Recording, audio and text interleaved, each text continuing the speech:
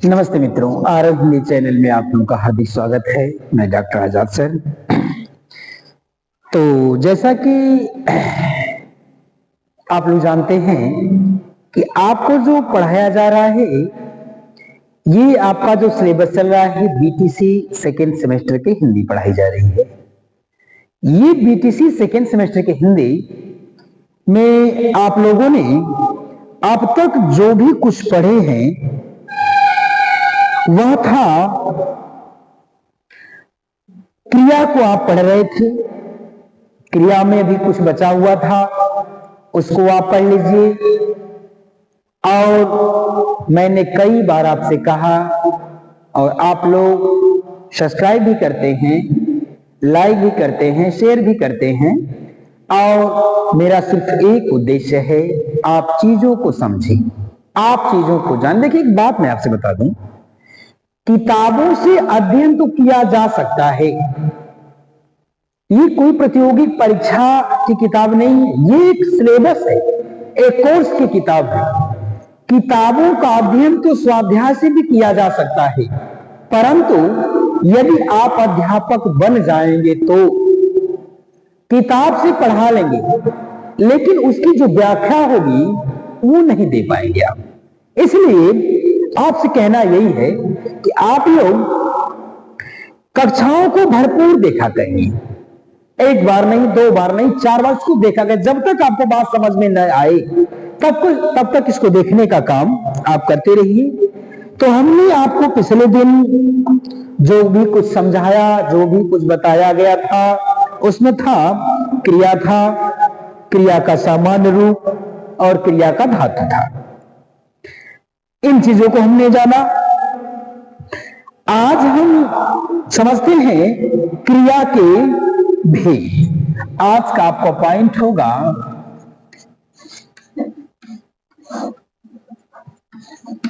क्रिया की भेद। ये है आपका पॉइंट, क्रिया के भेद, यानी क्रिया के कितने भेद होते हैं, ये चीज कर रखा है। तो यदि ऐसा प्रश्न आपके समक्ष प्रस्तुत हो, यदि ऐसा प्रश्न आपके सामने आए, तो आपका बड़ा सामान्य सा उत्तर होगा। वह पूछेगा कि क्रिया कितने प्रकार की होती है या क्रिया के कितने भेद होते हैं, तो आपका उत्तर होगा क्रिया के 2 भेद होते हैं। देखिए, कहता है कि अगर पूछता है कि क्रिया के कितने भेद होते हैं या कितने प्रकार होते हैं, तो आपका उत्तर होगा कि क्रिया के 2 भेद होते हैं। अब पुनः आपसे पूछेगा कि अगर 2 भेद हैं तो वे 2 भेद कौन कौन से हैं। 2 भेद में कौन कौन भेद हैं? तो नंबर 1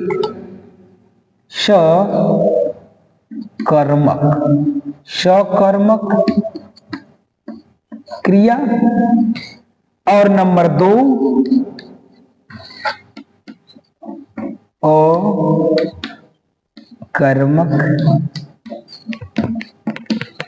अकर्मक क्रिया। पहला है सकर्मक क्रिया और अकर्मक क्रिया। देखिए, उसने अगर आपसे ये पूछ रखा है, कभी अगर प्रश्न आ जाए कि क्रिया के कितने भेद होते हैं, तो आपका उत्तर होगा कि क्रिया के 2 भेद होते हैं।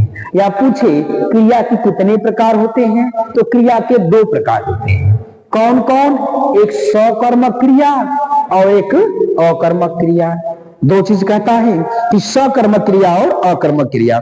एक बात हम आपसे बता दें, यहीं पर आप समझ लीजिए, बड़ी कम लहजे में सकर्मक का अक्सर दिया करता है कि सकर्मक क्रिया किसे कहते हैं और अकर्मक क्रिया किसे कहते हैं। तो सकर्मक में कहता है कि जो वस्तु समाप्त होगी, जो वस्तु खत्म होगी, जो वस्तु विलुप्त हो जाए, उसे कहते हैं सकर्मक क्रिया। जो समाप्त हो जाए उसे सकर्मक कहते हैं। खराब हो जाए, खत्म हो जाए, उसे सकर्मक कहते हैं। अकर्मक जिस पे जोर पड़ता हो, जिसपे प्रेशर आता हो, जिसपे जोर पड़ता हो, उसको हम कहते हैं अकर्मक। एक साफ तरीका था ये सकर्मक और अकर्मक के जानने का। यहां आप समझिए, उसने आपसे कह रखा है कि क्रिया के कितने भेद, क्रिया के 2 भेद। नंबर 1 सकर्मक क्रिया और अकर्मक क्रिया। इसने क्या कह रखा है सकर्मक और अकर्मक में, ये आपसे कहता आपकी किताब के अनुसार, मैंने जो बताया ये अपने लहजे के अनुसार मैंने बताया कि कम से कम चीजों में सार्थक जो होता है सकर्मक और अकर्मक को समझने के लिए, यानी कम से कम शब्दों में हम लोगों ने जो बना के रखने का काम किया हुआ है। तो इन सब सारी चीजों को आप क्लास वाली कक्षा में नहीं पढ़ाते हैं। जब हम लोग व्याकरण की कक्षा पढ़ाते हैं तो इस सारी चीजें जो व्याकरण का गहन अध्ययन होता है, तो इस व्याकरण की कक्षा में गहन अध्ययन कराया जाता है। कहां से आया, कब आया, कैसे, तो सारी चीजों की चर्चा होती है। ये अभी क्या है, ये आपका सिलेबस है और आपका सिलेबस में इतना गहराई में जाएगा भी नहीं हो। वह वही चीज आपसे पूछेगा, वही परिभाषा आपसे पूछेगा जो कि आपकी किताबों में उसने दे रखा है। तो आपकी किताब के अनुसार, आपके सिलेबस के अनुसार मैं बताने के प्रयास कर रहा हूं। तो ये कहता है कि अगर कभी चर्चा आपसे कर दे कि अकर्मक किसे कहते हैं या सकर्मक, पर सकर्मक समझिए आप,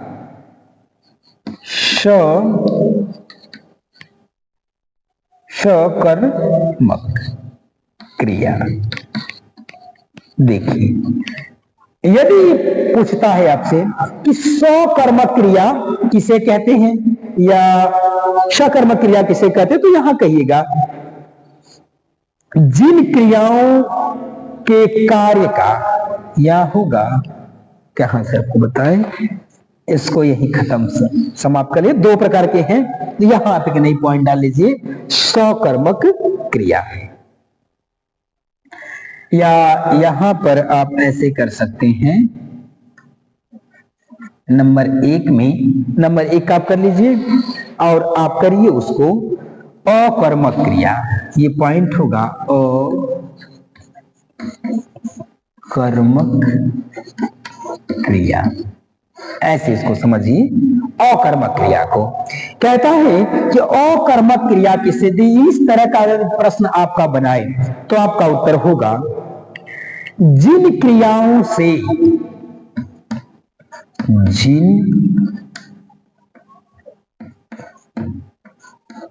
कहता है जिन क्रियाओं से कार्य कोष्ठ में व्यापार, जिन क्रियाओं से कार्य कोष्ठ में व्यापार का फल सीधा कर्ता पे, व्यापार का फल सीधा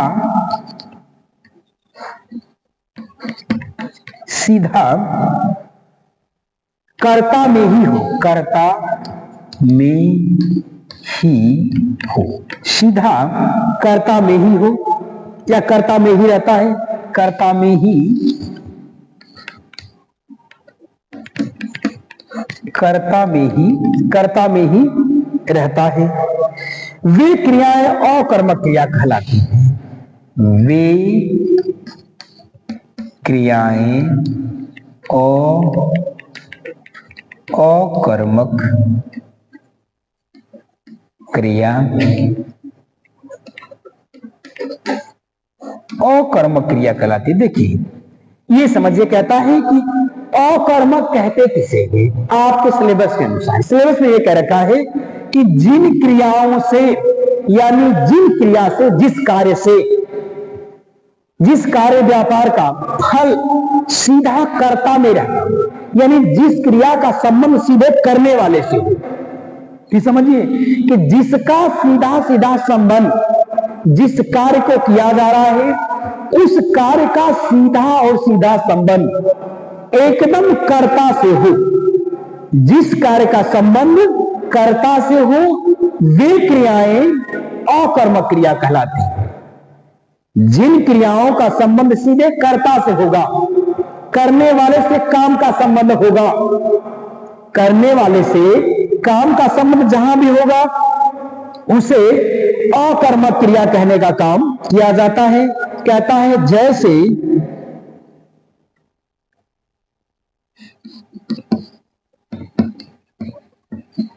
कहता है जैसे राम सो रहा है, राम सो रहा है, सामान्य सी बात है। उसे ये कह रखा है कि राम सो रहा है, कर्ता का सीधा संबंध कैसे? सोने का काम कौन कर रहा है? राम कर रहा है, और सो भी राम रहा है। सोने की जो क्रिया है ये कर कौन रहा है? राम ही तो कर रहा है। तो कहता है कि जब क्रिया का संबंध सीधे कर्ता से हो, क्रिया का संबंध सीधा सीधा कर्ता से हो, वहां सकर्मक क्रिया होने का काम करती है। तो ये आपका रहा सकर्मक क्रिया, ये अकर्मक क्रिया। कर्ता से जहां भी संबंध होगा, जिसका भी, यानी क्रिया का जहां संबंध कर्ता से होगा, उसे अकर्मक क्रिया कहने का काम करते हैं। दूसरा है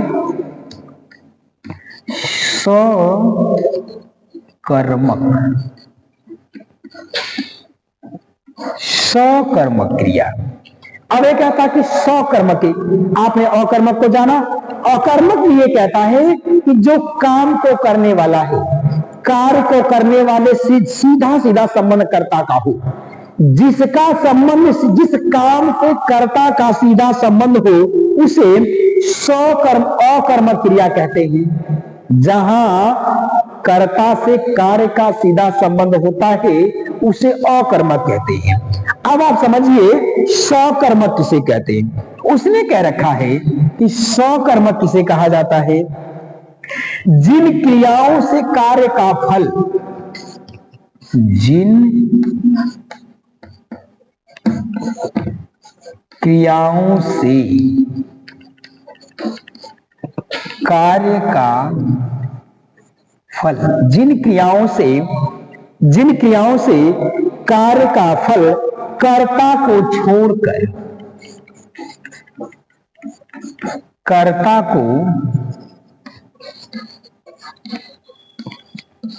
को छोड़कर काम पर पड़ता है, काम पर पड़ता है, वे सकर्मक क्रिया कहलाती है। वे सकर्मक क्रिया,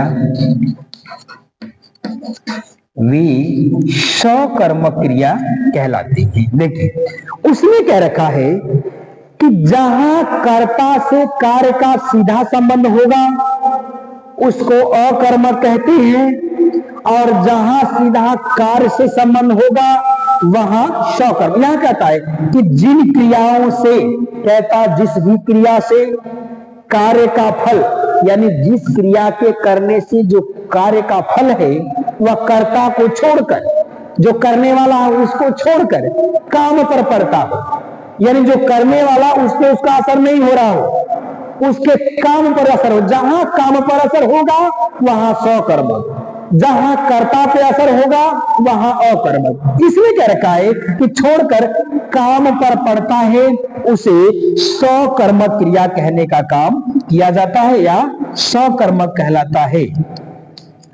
उदाहरण देख लीजिए, कहता है जैसे राम पुस्तक पढ़ रहा है, राम पुस्तक पढ़ रहा है। उसने कह रखा है कि जहां कर्ता से कार्य का सीधा संबंध होगा, वहां अकर्मक होगा। जहां कर्ता को छोड़ के उसके कर्म पर जहां भी असर होने का काम करेगा, उसके काम पर असर पड़ता होगा, वहां पे सकर्मक होगा। तो इसने कह रखा है कि जिन क्रियाओं से कार्य का फल कर्ता को छोड़कर, यानी कर्ता को छोड़कर काम पर पड़ता हो, यहां का राम पुस्तक पढ़ता है तो पुस्तक पर पढ़ने का काम कर रहा है। इसलिए कहता है कि राम को छोड़ दिया, उसने कर्ता को छोड़ दिया, तो पढ़ने का काम पुस्तक तो हो रहा। इसलिए कह रखा है कि उसको छोड़कर जहां भी कर्ता को छोड़ के कर्म पर जहां भी असर होगा तो वह सकर्मक होने का काम करता है। ये आपका रहा क्रिया के भेद, जिसमें आपने समझा सकर्मक और अकर्मक को। आपने समझा कि अकर्मक क्रिया वहां होती है जहां कर्ता पे उसका असर होता है, वह अकर्मक होता है। जहां कार्य पे असर होता है उसको सकर्मक कहते हैं। आगे दूसरी पॉइंट है क्रिया का वाच्य रूप।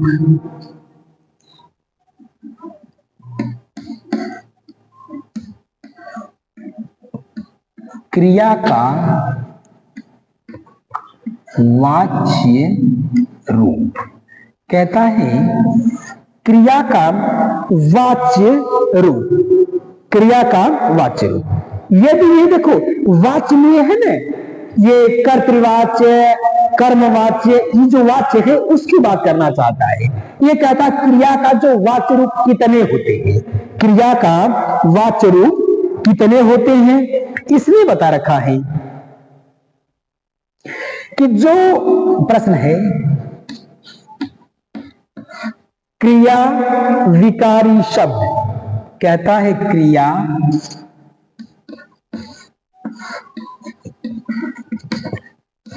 क्रिया विकारी शब्द, इसके रूप में क्रिया विकारी शब्द है, क्रिया विकारी शब्द है, क्रिया विकारी शब्द है। कहता जो क्रिया है वह विकारी शब्द है, यानी इनके क्रियाओं में बदलाव पैदा होता है, विकार पैदा होता है। तो जहां पर भी विकारी शब्द आए, यानी इसका ही मतलब है उसमें लिंग, वचन इत्यादि के अनुसार परिवर्तन होने का काम करेगा, उसे हम विकारी शब्द कहते हैं। तो यहां कहता है क्रिया है ये एक प्रकार का विकारी शब्द है। दूसरी बात कहता है, दूसरी बात इसने कह रखा है इसके रूप में परिवर्तन होता है। कहता है इसके रूप में परिवर्तन, इसके रूप में क्या होता है, परिवर्तन होता है। और आगे कहता है इस परिवर्तन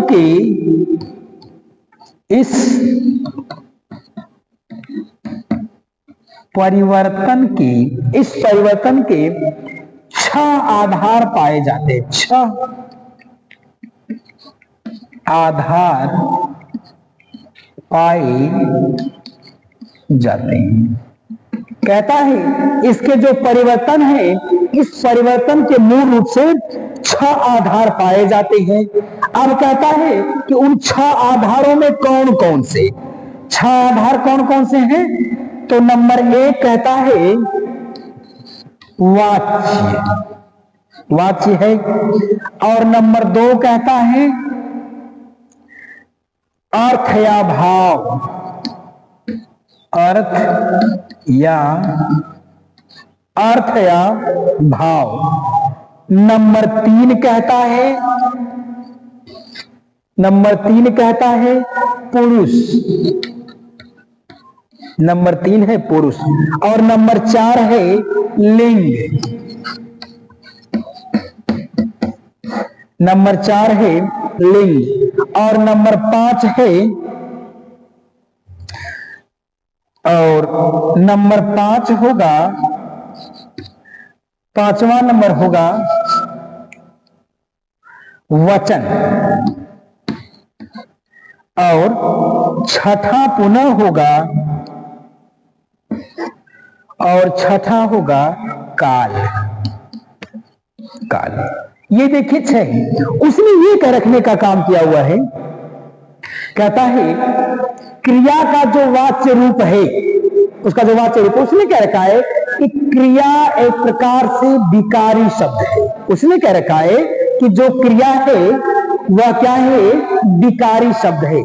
विकारी शब्द का मतलब देखो शब्द 2 प्रकार के होते हैं, एक शब्द होता है विकारी और एक शब्द होता है अविकारी। तो विकारी का मतलब एक कहता है जिसमें विकार पैदा हो, विकार का मतलब खराबी नहीं, जिसमें परिवर्तन पैदा हो, वचन के अनुसार, लिंग के अनुसार, तमाम प्रकार से जहां पे परिवर्तन पैदा होगा उसको विकारी शब्द कहते हैं। और जहां जिन वाक्यों में परिवर्तन पैदा नहीं हो सकता है उसको अविकारी शब्द कहते हैं। इसने कहा कि क्रिया जो है ये विकारी शब्द है।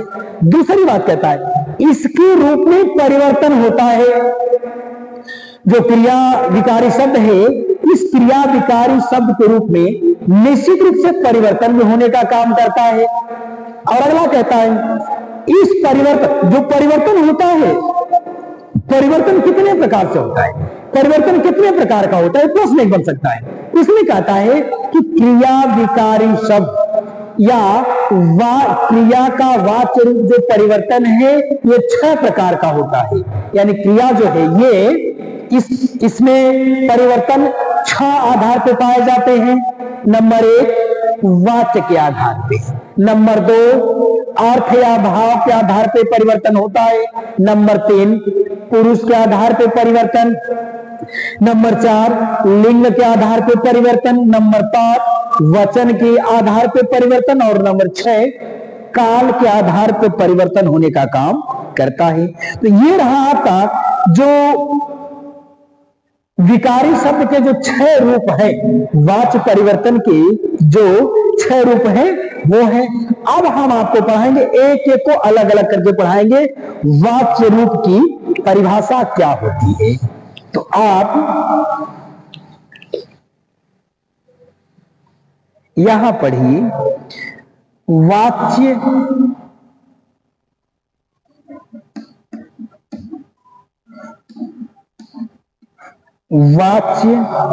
रूप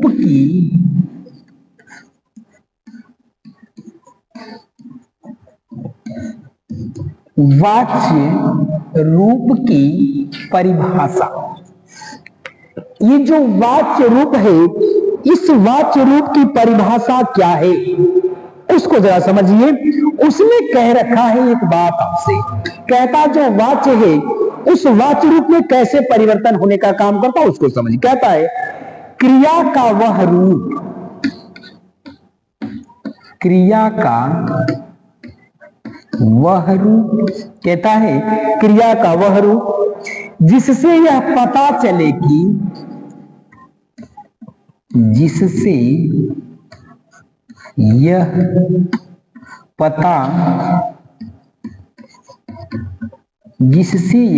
पता चले कि किसी वाच्य में कर्ता, कहता है किसी वाच्य में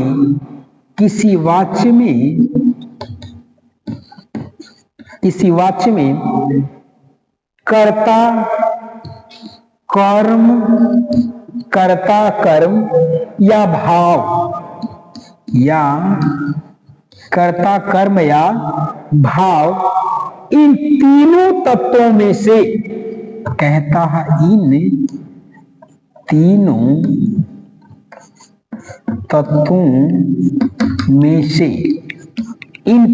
तत्वों में से किसी एक तत्व की प्रधानता हो, किसी एक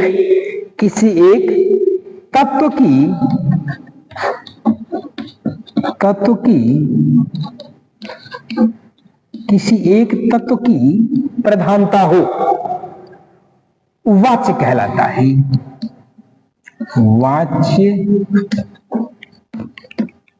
वाच्य कहलाता है। ये देखिए इतना बड़ा उसने कह रखा है कि वाच्य कहते किसे हैं। उसने बता रखा है क्रिया का वह रूप जिससे यह पता चले कि किसी वाच्य में कर्ता कर्म या भाव, कर्ता कर्म या भाव, इन तीनों तत्वों में से किसी एक की प्रधानता हो, कर्ता कर्म या भाव, इन तीनों में से किसी एक की प्रधानता जहां होगी वह वाच्य कहलाएगा। कर्ता की प्रधानता होगी, कर्म की प्रधानता होगी या भाव की प्रधानता होगी, इन तीनों में से किसी एक को श्रेष्ठ दिखाया गया होगा, एक को प्रधान दिखाने का काम किया गया होगा, उसी को हम क्या कहेंगे, वाच्य कहने का काम करेंगे। जैसे कहता है, जैसे कर्ता की प्रधानता को देखिए, यहां पे ये ना कर्ता की, ये देखिए कर्ता की, तो कहता कर्ता की प्रधानता में क्या है, कहता है जैसे मोहन पुस्तक पढ़ता है, कर्ता की प्रधानता है मोहन पुस्तक,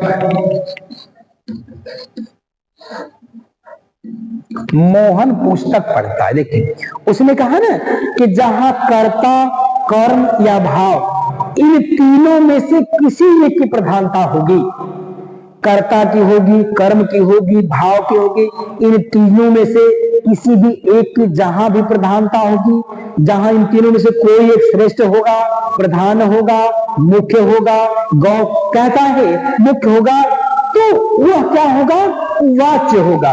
यहां इसने कह रखा है कि मोहन पुस्तक पढ़ता है। देखिए वह ये दिखाना चाहता है ना कि इसमें 1 2 3 4 ये 4 वाक्य लिखे, इन 4 वाक्यों में श्रेष्ठ कौन सा है। उसने कहा कि जो श्रेष्ठ होगा, जो प्रधान होगा, जो मुख्य होगा, वह वाच्य होगा। यही कहता है कि जो श्रेष्ठ होगा, जो मुख्य होगा, जो प्रधान होगा, वह वाच्य होगा, चाहे कर्म का होगा, भाव का होगा, कर्ता का होगा। तो यहां पे कर्ता कौन है, श्रेष्ठ मोहन है, क्योंकि मोहन ही तो किताब पढ़ रहा है। मैं उसके कहने का मतलब है, कहता है कि अगर कर्ता प्रधान होगा तो कर्ता में वाच्य होगा, कर्म प्रधान होगा तो कर्म में वाच्य होगा, भाव प्रधान होगा तो भाववाच्य होगा।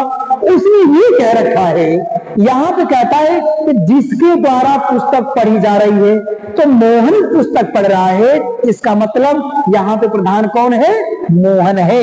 यानी ये जो मोहन है ये सबसे प्रधान है। ये क्या है, ये सबसे प्रधान है। इसलिए कहता है मोहन जब प्रधान है, ये कर्ता इसमें प्रधान है, ये क्या है, ये कर्तृवाच्य हो जाएगा, तब कर्ता प्रधान इसमें है। दूसरा कहता है कर्म की प्रधानता, दूसरा है कर्म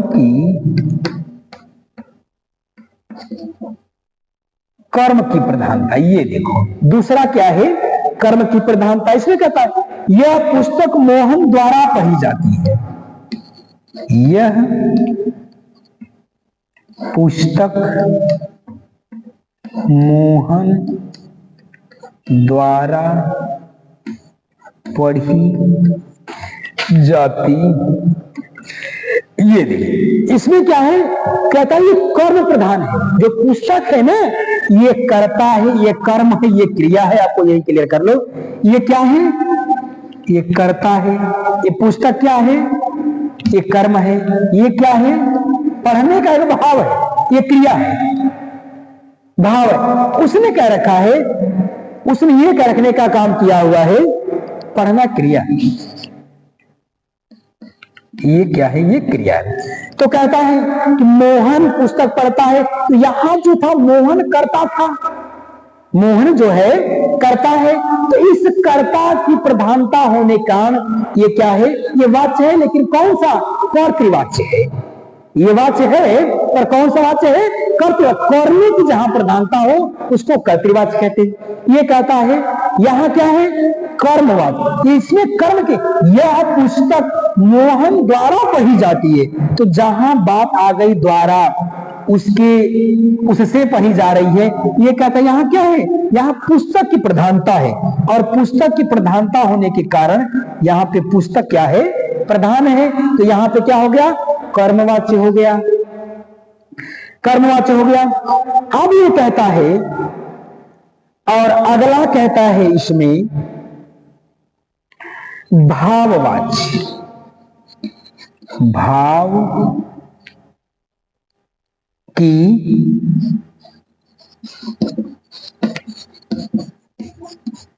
ये है भाव की प्रधानता। इसमें देखिए भाव प्रधान होगा। कहता है यह पुस्तक पढ़ी नहीं जाती। यहां पे कहता है यह पुस्तक पढ़ी नहीं जाती है। ये कहता है कि यह जो पुस्तक है यह पढ़ी नहीं जाती है। तो नहीं का भाव है। ये कहता है नहीं का क्या है, ये प्रकार का ये भाव प्रधान है। इसलिए कहता है जब भाव प्रधान होने का काम करेगा यहां पे क्या होगा, भाववाच्य होगा।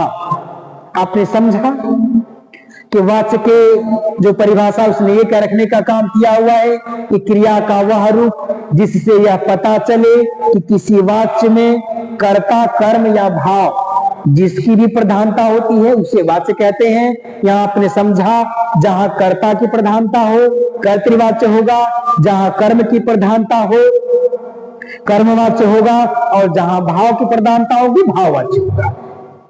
यानी जहां जिसकी प्रधानता होगी, जो मुख्य होगा वह उसका वाच्य होगा। ये आपने देखा कर्तृवाच्य, कर्मवाच्य, कर्ता की प्रधानता, कर्म की प्रधानता और भाव की प्रधानता।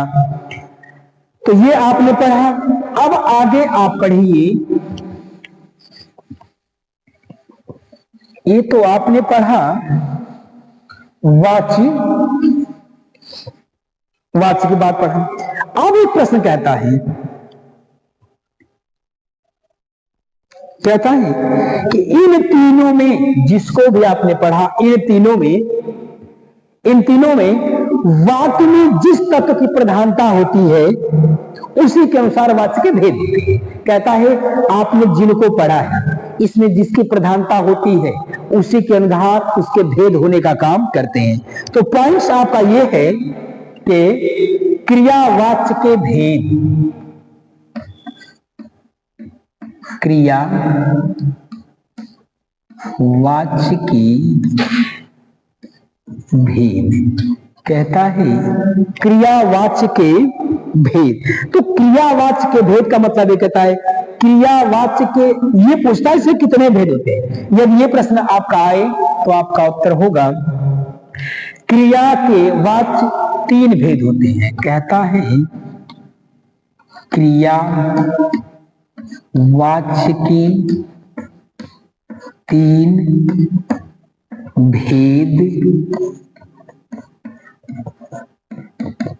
भेद होते हैं। कहता है कि क्रिया जो वाच्य है इसके 3 भेद होते हैं।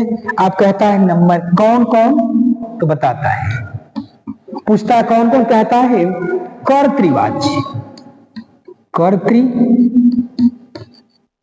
कर्तृवाच्य, दूसरा कर्मवाच्य, और तीसरा कर्तृवाच्य, कर्मवाच्य, तीसरा भाववाच्य, तीसरा भाववाच्य। ये देखो कहता है क्रियावाच्य के कितने भेद होते हैं, तो क्रियावाच्य के मूल रूप से 3 भेद होते हैं, कर्तृवाच्य, कर्मवाच्य और भाववाच्य। ये है कर्तृवाच्य, कर्मवाच्य और भाववाच्य। उसको आप समझिए, ये पॉइंट आपका एक है, इसके 3 भेद होते हैं। क्रियावाच्य के 3 भेद होते हैं, कर्तृवाच्य होता है, कर्मवाच्य होता है और भाववाच्य होने का काम करता है। तो आज के लिए इतना ही। अगली कक्षा में पुनः इस पे चर्चा होने का काम करेगा। तब तक के लिए धन्यवाद। जय भारती, जय विद्यार्थी।